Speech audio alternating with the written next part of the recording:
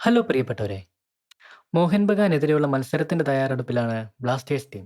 ഈ മത്സരത്തിൽ വിജയം നേടിയെങ്കിൽ മാത്രമേ ബ്ലാസ്റ്റേഴ്സിന് മുമ്പോട്ടുള്ള യാത്രകൾ എളുപ്പമാവുകയുള്ളൂ.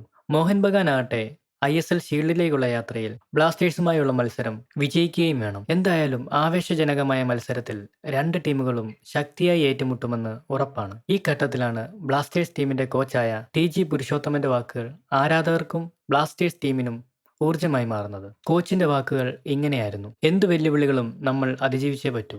കാരണം നമ്മൾ കേരള ബ്ലാസ്റ്റേഴ്സ് ആണ്. നമ്മൾ നമ്മുടെ കളി മികവ് അവർക്ക് മുമ്പിൽ കാണിക്കണം. ISLലെ ഏത് എതിരാളികളായാലും നമുക്ക് അത് പ്രശ്നമല്ല.